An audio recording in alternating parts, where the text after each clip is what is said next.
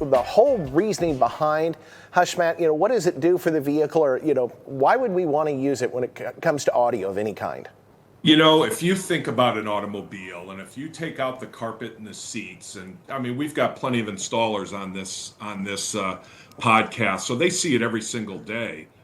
The automobile is not treated for sound and vibration. And when you think about over the years, what have the automotive industry done? They've lowered the weight. They've lowered the thickness of sheet metal. They've lowered the overall structure to reduce and minimize weight. They've gone to lighter weight materials. Well, you take a vehicle at 65, 70, 80 miles an hour on a freeway, and you've got 80 to 90 decibels of noise inside that vehicle.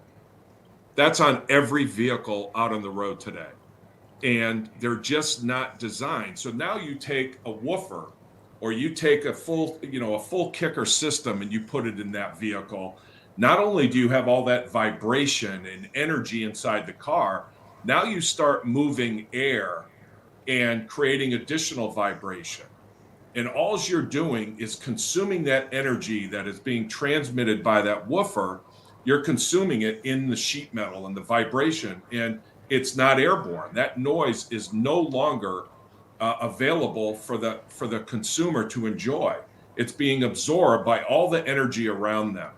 So really, when you look at what Hushmat does, when I say setting the stage, we're putting our product onto that sheet metal, and it's changing the vibrational energy. It's converting that into heat. It's stopping that ballooning effect, if you think about it. The expansion and contraction of metal as that air is moving and as that car is hurtling down the road. The vibrational energy is reduced. So now all of those sound waves are for the consumer, for the driver, the passenger to enjoy. So we're allowing all that energy to go free and airborne rather than being absorbed and devoured, if you will, in the structure of the car.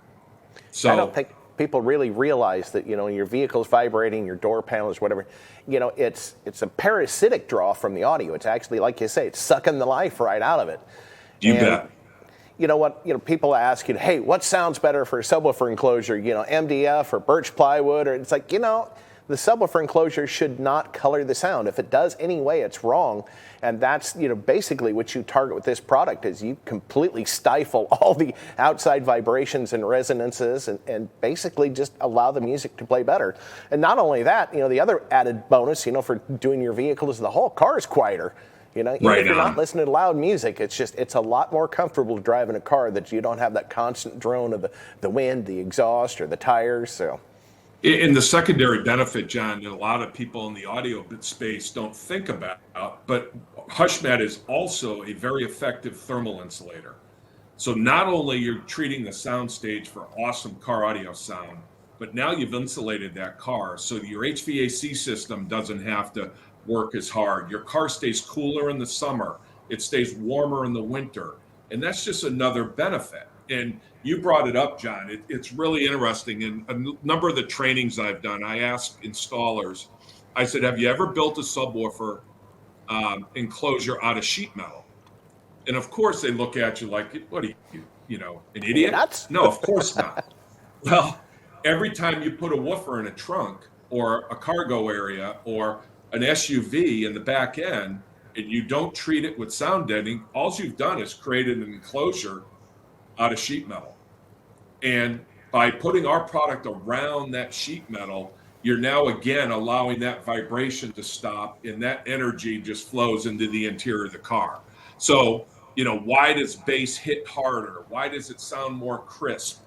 It's really the treatment of the sound stage that really sets it in motion.